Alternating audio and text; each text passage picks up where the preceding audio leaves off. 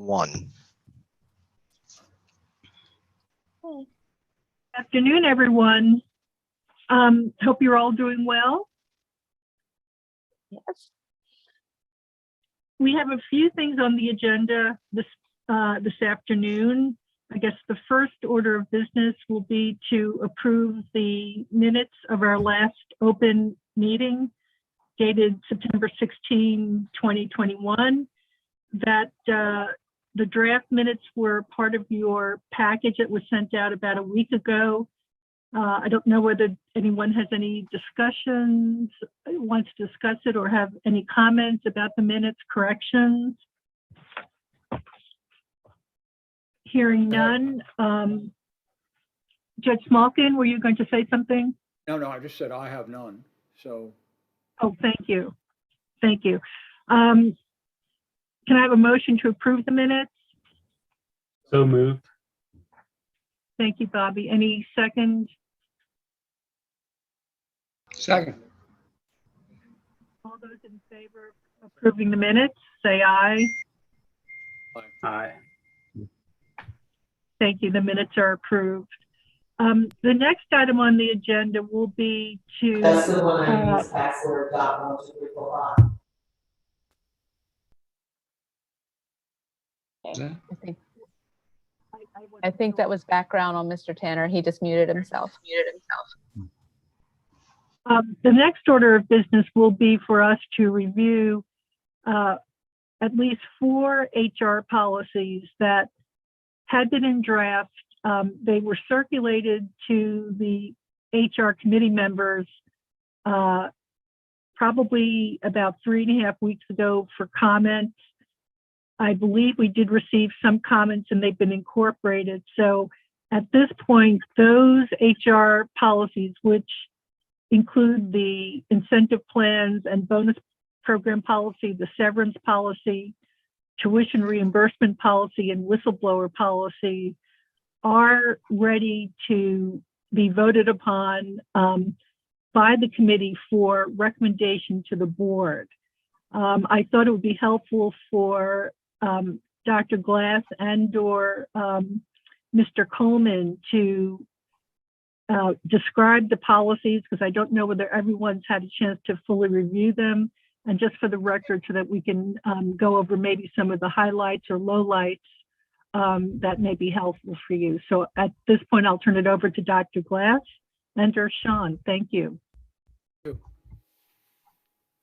Okay, Mr. Coleman. I'll defer to you, Dr. Glass. Okay, well, I mean,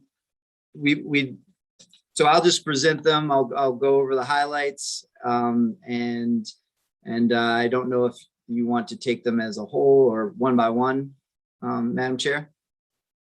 I think we'll do them one by one. One by one. Okay. Okay.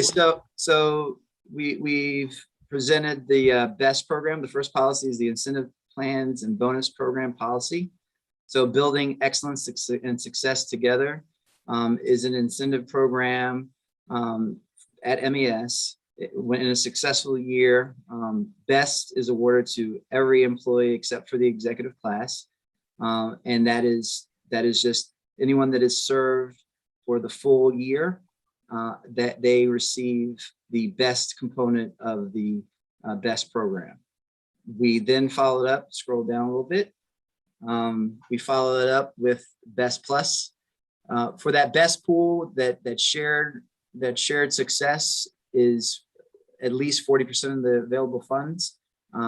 It is generally some more based on the board's vote at the time that is presented by the CFO, by the deputy treasurer, and to the treasurer and to the board. BEST Plus is an additional payment granted through the executive director. It is a separate pool. It is at least 20% for the executive director, distributed to the managing directors to give to individual employees that have gone that extra mile, that have truly excelled in support of the mission of the agency.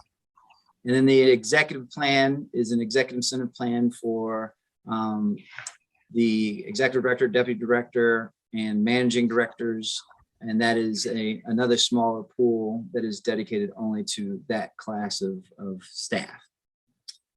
Scroll down. So eligibility, as mentioned, you have to have been an employee for the full year. You have to be an active employee at payout, supervised by an MES employee. So Chesapeake Bay Trust and Maryland Clean Energy Center, even though they're employees and assistant attorneys general, they are not included in these pools. And best award distribution is divided into the best pool. Each employee receives the same amount, as I mentioned earlier. And I think that's most of the highlights. That's the end of the document. No? Oh. The rest, there are no more highlights. I've described most of Yeah. that already. Yeah. Oh, and and then this is a limit. This is also, well, this is a limit for the executive incentive plan. The amount of each payment to an executive, it shall not exceed 15% of the base pay of the eligible employee, and it can be prorated on their tenure in their executive position for that fiscal year, unlike the other sections of the award of the program. And that is it for the incentive plans. And I'll just add that the board actually adopted resolutions creating these programs, as you can see, in 1999. What this policy does is put most of those provisions into a policy format, because that's what was required by the MES Reform Act. But the resolutions also continue in effect. And if there should be a conflict between the resolutions and the policy, the provisions of this policy will prevail, since it's the most recent document that's been adopted by the board. Does anybody have any comments, questions, additions, or concerns? My comment is, I think it was very well done, put together, and makes sense. And I think it should be enacted. Now, I realize we're not going to do it now as a whole, but for now, we'll look at it. Just to get it out of committee. Yes. For no other comments, what I would like would be a motion from the committee to make a formal recommendation to the board of directors at our next meeting to adopt the draft policy for incentive plans and the bonus program. If I may have a motion, please. So moved. Thank you. Can I have a second? Second. Thank you. The motion passes. We'll be recommending the adoption of this policy to the board of directors. Dr. Glass, I'll turn it back to you, please. Thank you. Thank you. So the next policy is the severance policy. And this is a policy that has two components. It has a component to pay the equivalent of 14 calendar days of salary to an eligible employee whose employment contract is terminated for convenience by the service. The service shall not pay a severance payment to an employee who voluntarily ends their employment with the service or whose employment contract is terminated for cause. Next highlighted section.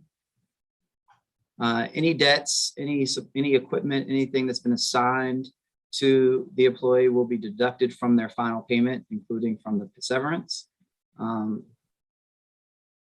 Unused leave will be employees whose employment with service ends also will be reimbursed for any unused leave, annual leave, payment for annual leave. And Mr. Coleman, help me out here. It's just annual and comp time, not sick. It's 16 hours of comp time if they've got that. If they've got that, 16 If they're hours. FILSA exempt. Yes. But payment for the unused leave shall not be part of the severance. And then, Madam Chair, I don't know how you wanted to address the next highlight, but I can only read it. There are a couple blanks, and may not exceed an amount equal to blank week salary for each year of employment, not to exceed number of dollars or years, whichever amount is less. And I believe that's, Ferguson, why don't you continue? I Okay. think that may be it, but why don't we continue till the end and then we'll go back and address sure. the blanks. Next I highlighted think section. that may be. I think that is, that's it. That's it. And actually, then you can go scroll down to the next slide. The blanks relate to the severance pay for the executive director. And as a matter of there is no current policy at this point with respect to a severance payout for the executive director. Sean was very helpful in terms of providing some background information for us, and he pulled the federal government's OPM policy. And Sean, do you want to just describe this policy for us in brief? Yeah, so the federal government has adopted a severance policy for situations where employees are involuntarily separated from their service, and it's unrelated to any misconduct or failure to do their job properly. It's situations where a project might come to an end, stop sending men to the moon, so they don't need so many rocket scientists at NASA, things like that. So they've adopted this policy where if an employee has service up through 10 years, then they are paid 1 week of pay for each year they have up to 10 years. So they could possibly get up to 10 weeks. And then for employees who have more than 10 years, they get 2 weeks of pay for each full year. And then if their service ends with less than a full year at after adding the first 10 and the second beyond that, there's a proration. That's what that third bullet is. So if they might have 6 months additional service, and they have 15 years, they would get an additional time equal to whatever the 10-year plus rate is prorated for 6 months. So it's based on service, and the longer the service, then the higher amount of severance the federal employees receive.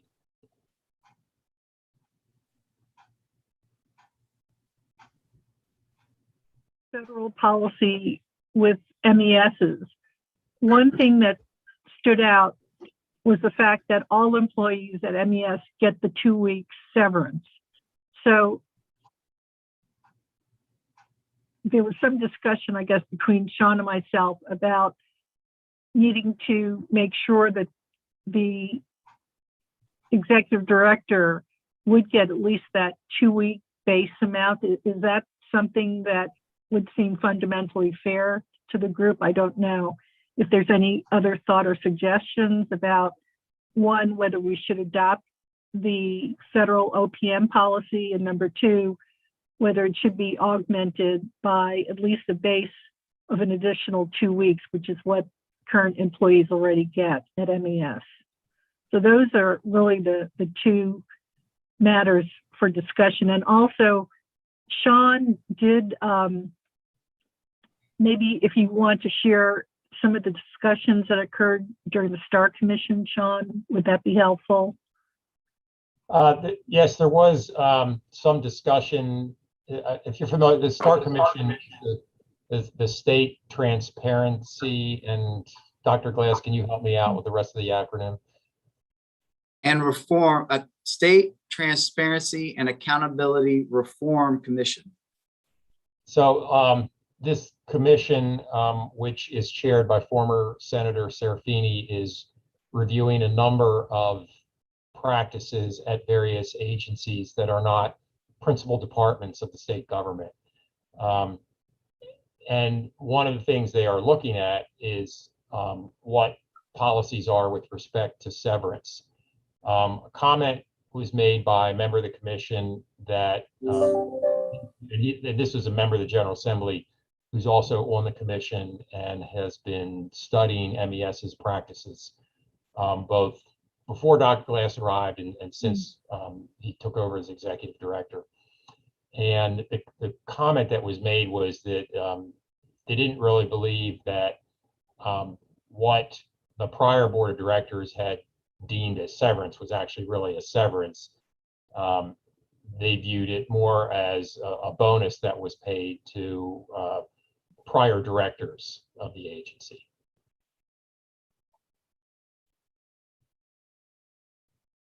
But it is something that I think is going to be addressed in the final report of the Star Commission.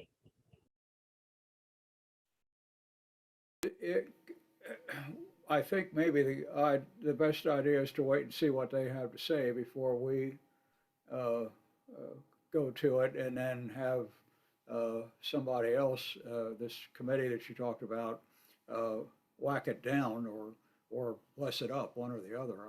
I'm not sure.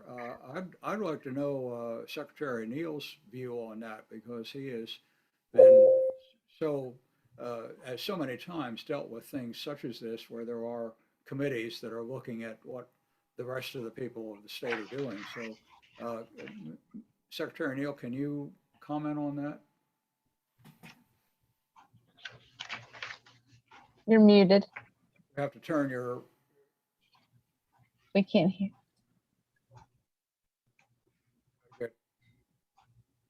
got to get going.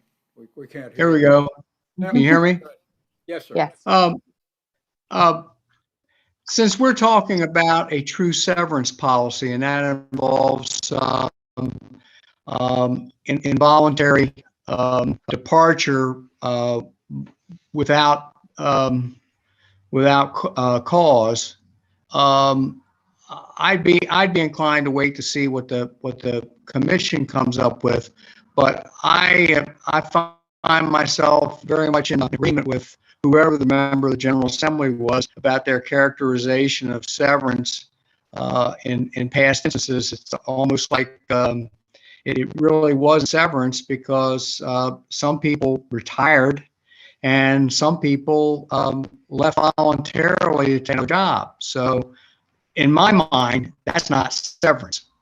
Severance is when you're downsizing the workforce, or you have no further need of that person's skill, then the company decides what would be fair to compensate that person for the sudden loss.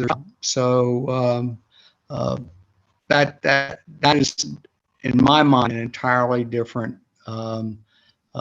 thing. So I think the company's got a good policy for the rest of their employees that we're considering, and I think the executive director should certainly be included in that.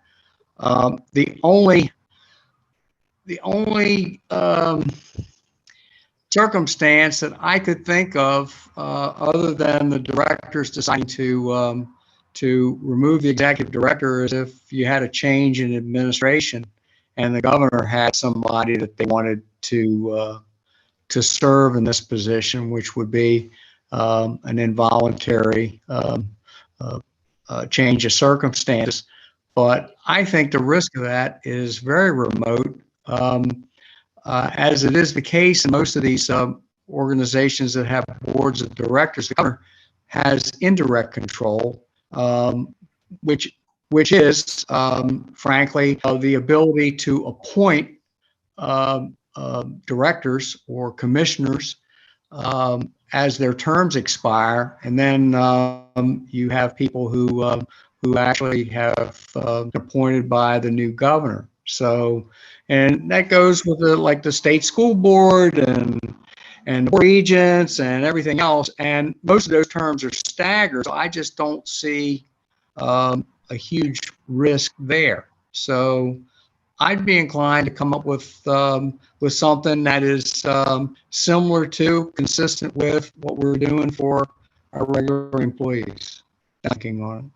Do we know when this committee is supposed to make its recommendation, or how long I that's going to? think, Judge, they're supposed to have something ready for the legislature. So typically, these groups report usually the 1st of December, something like that. So you're really talking about weeks here. You're not talking about months. That's number 3 out of December so far. We're going to Yeah. have to look at.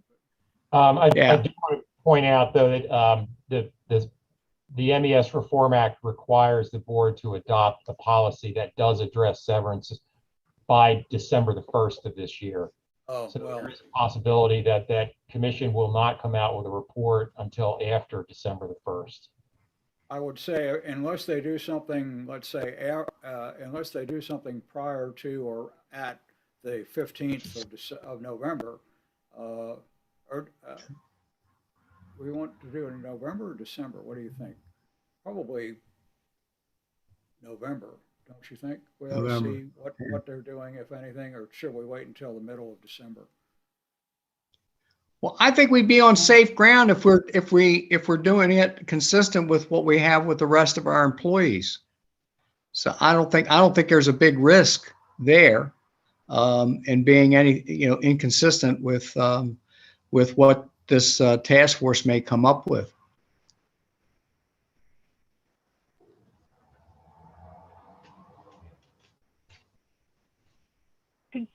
For purposes of the December 1 deadline and this policy, keep the policy as is with respect to all employees.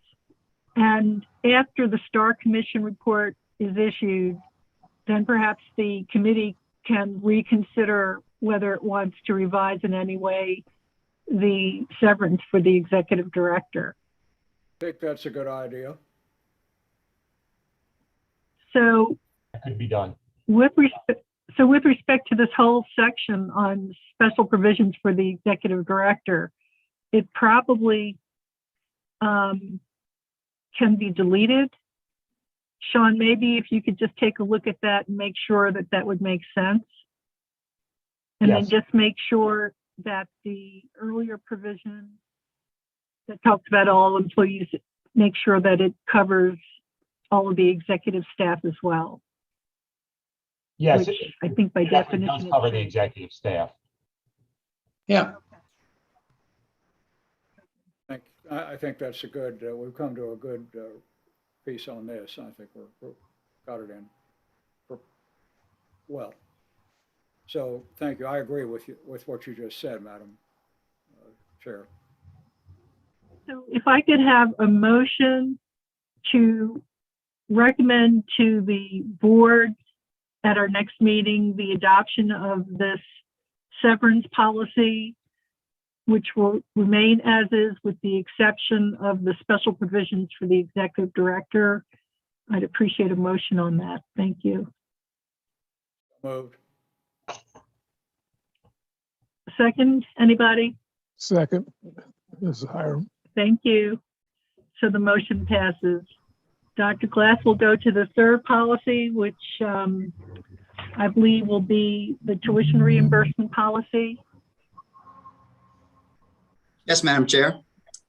So MES has a robust and similar to other state agencies program for tuition assistance for all employees. It is a policy to provide developmental opportunities for the employees, to broaden their knowledge and expertise, and to maintain our well-trained and superiorly educated workforce. Let's go down. So in order to be eligible, to be a full-time, part-time employee with successful completion of your probationary period, temporary and student employees are not eligible. You must complete the probationary period and be in good standing. You have to be in good standing as an employee. But the services accepts courses that are required for degree attainment relevant to the purposes of your job. But there can be courses taken that are relevant to promotional opportunities. You must receive a passing grade of C or better for undergraduate courses and B or better for graduate courses. Let's go down. The courses must be taken on your own time and not interfere with work assignments. A maximum of up to 15 credits per calendar year, or up to 4 courses per semester for an accelerated program. Next slide. Next, scroll down. Geez, I'm so used to the next slide. And then there's a description of the application process. And that should be the end. Close to the end. Yes, that's it for the highlights.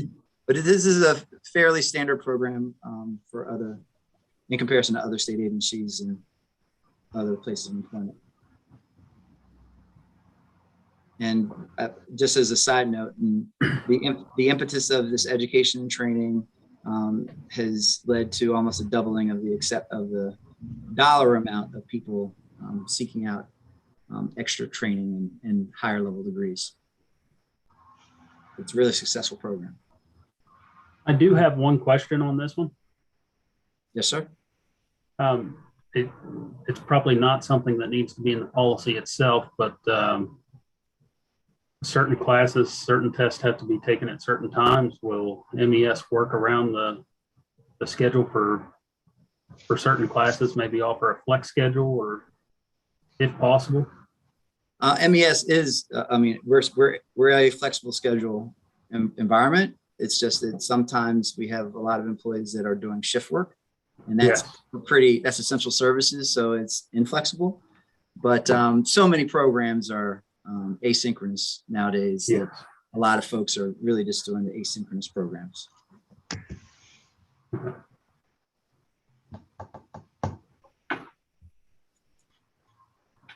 Questions, comments? I think this is a good piece of None? work as well.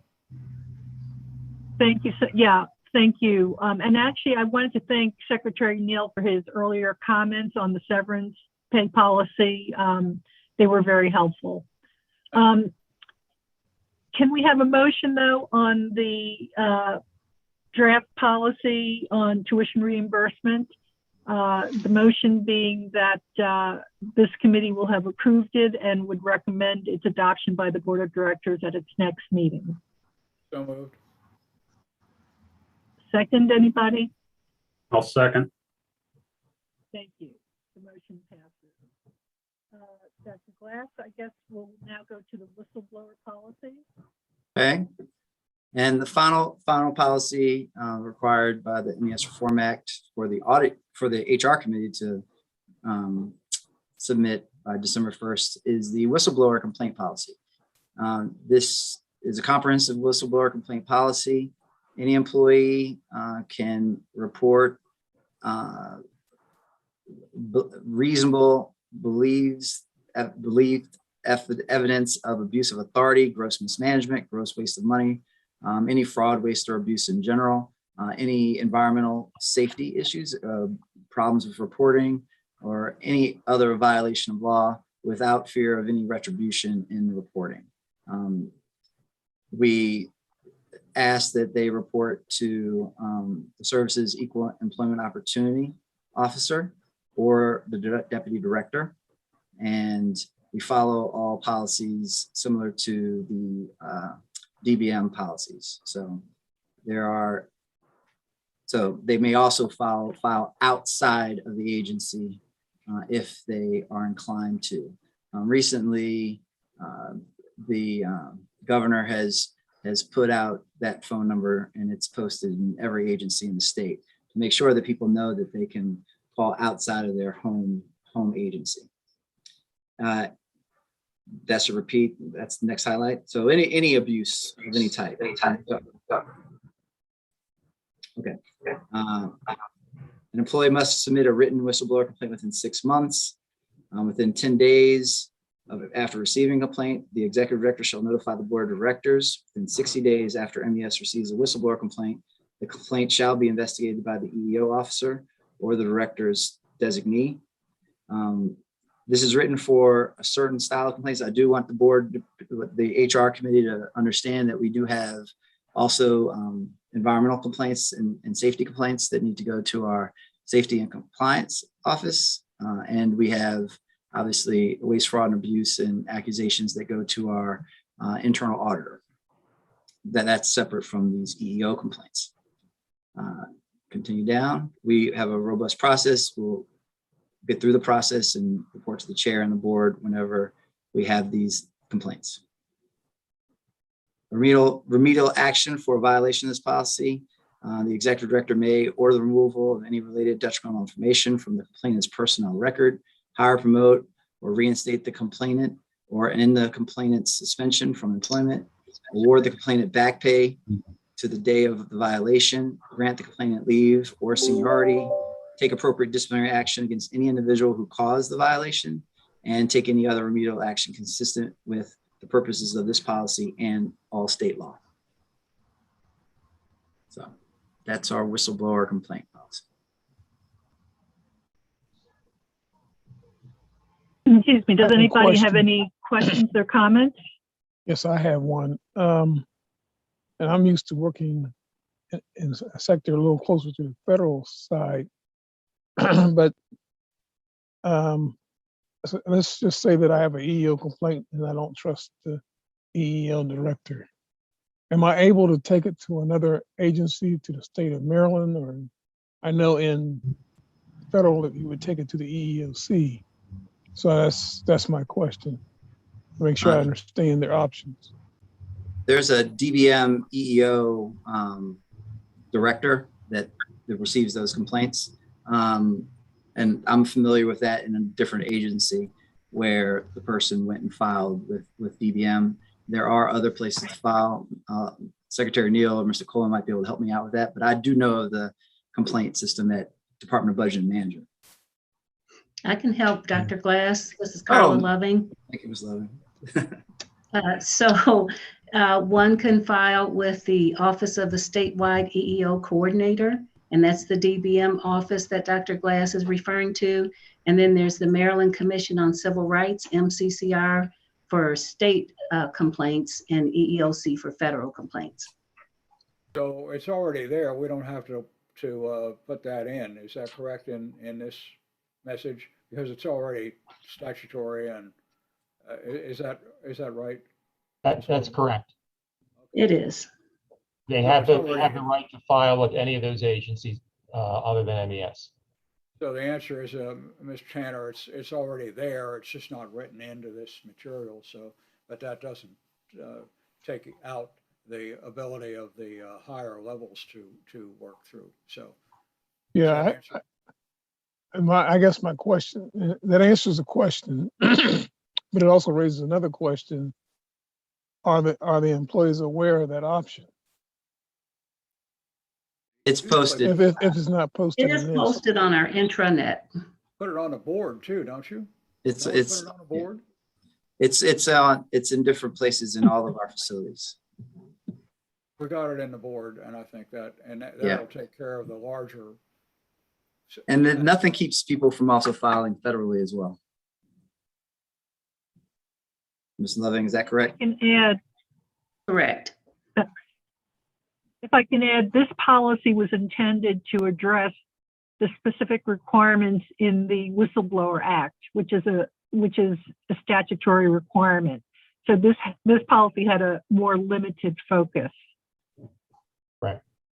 The other operations are there and able to be utilized, and apparently able to be seen by people who work there. So I think that will take care of that.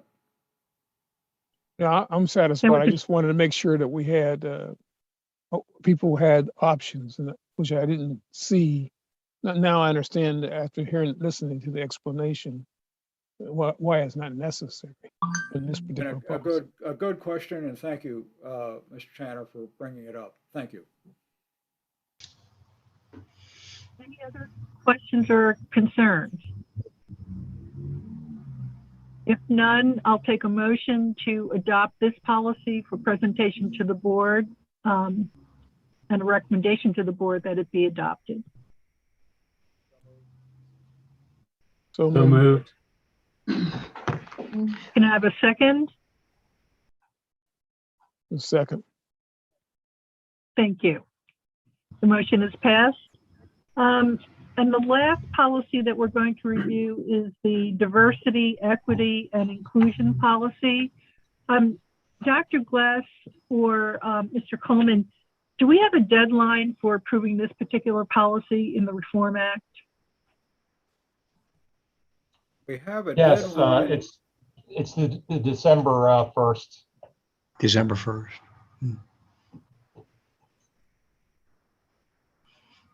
So we'll take this under consideration. This policy was also included in your board package, so hopefully everyone's had a chance to review it. But we'll certainly have it reviewed now. Thank you.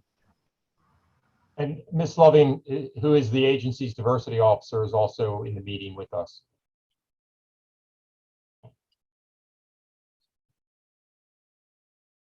Yes, I am. Good afternoon.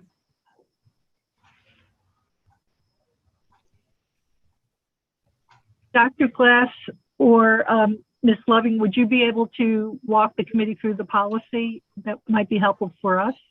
Sure. I'll take a first stab. Ms. Loving, correct me when I make mistakes.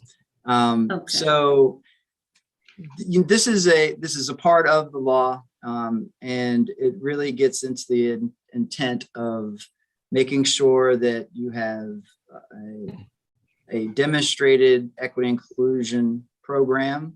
And Ms. Loving is the first EEO and DEI employee of the agency, and hiring, training, compensating, mentoring, coaching, promoting, disciplining, sustaining, and retaining a well-qualified, fully engaged, diverse team is the goal of the agency.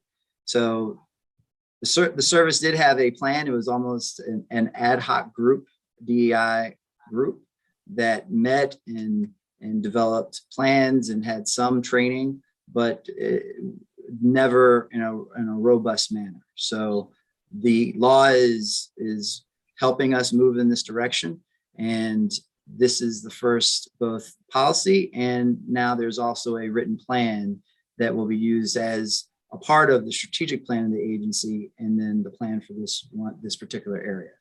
So the ongoing education program for employees, Ms. Loving is preparing a agency-wide rollout of a DEI program, a mentoring program for identified classes of employees, recruitment efforts through a variety of sources to broaden diversity of the services workforce, including to the historically Black colleges and universities, implementing an interview process that includes diverse panels of interviewers. We make sure that our panels have diversity for every panel, and providing data to MES managers and supervisors to assist them in improving the workforce diversity of their units, and tracking that data that had previously been in HR, but now will be in Ms. Loving's office.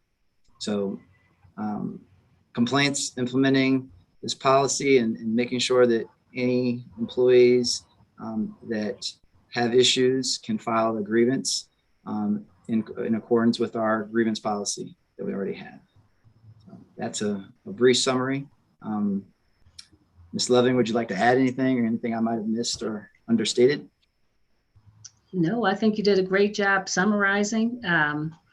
The section on complaints is fairly new, something that, took a little bit of marrying two policies, if you will, EEO diversity related, along with allowing employees an opportunity to file a grievance if they feel as though these policies are not being adhered to or administered properly. And so it does meet all of the requirements of the Reform Act.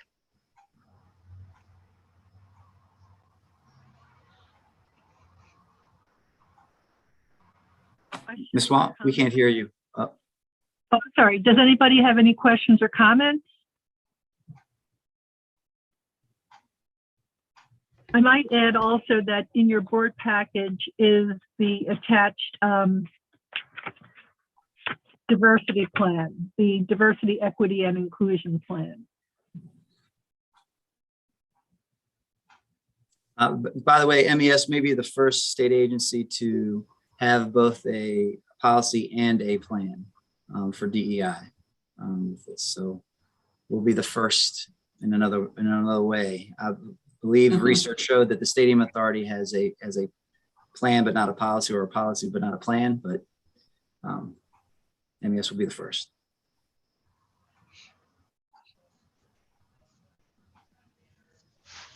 Comments? Can I have a motion to Gotta lean approve forward. this plan? We can't hear you. By the We board can't hear you. Gotta lean forward, Ms. Wong. All right, I've got to raise my voice. Kudos to the staff for putting together the plan and the policy. Hearing no comments, can I have a motion to, for this committee to recommend to the board the adoption of the plan, the diversity, equity, and inclusion plan? Moved. Second, anybody? I'll second. Thank you. The motion has been approved. Pam, I don't have anything else at this point in the open session of the meeting. Is that correct? Correct. Okay. I have one, So- I think I have one that I just have a question about because it does Sure. have to do with us at the moment. The October 31, 2021 requires, in accordance with 3.1033 A and B, and we've got to get that out and adopted. Have we formally adopted that? I can't remember whether we did that. Is that the- Judge Vulcan, that's, I think you're referring to the conflict of interest policy. Yeah. That was not referred to either of the two committees of the board. That was presented to the board in draft form last month, and we will be asking for a vote on it this month. I did receive some comments, so you'll see a slightly different version when the package for the full board goes out. But the comments were not particularly significant, and you're pretty much going to be asked to approve the draft policy that you were presented with last month. Okay, I just wanted to make sure when we had it docketed, and that answers. Thank you, Sean. And the other question is, I noticed for things in December, we're supposed to send them down to the governor's office and General Assembly and all that, but I didn't see that kind of requirement for the one we're just talked about. I assume we're going to send it somewhere to tell people that we've actually done it, but it doesn't have the specifics of the December stuff. I didn't see it. I'll check the statute again, and we'll get it sent to wherever it has to be sent by Yeah. when it has to be there. If Dennis has to hand carry it down there, we'll do it. I know we've got to do it. We've got to do it in certain ones of those, but I didn't see it on this one. I might have missed it, but I think it's probably a good idea to send it down to Annapolis anyway. You know, because otherwise they'll say, "Where is it?" And say, well, you didn't ask for it. So And we'll check that before the board meeting Right. next week. thank you. Sure.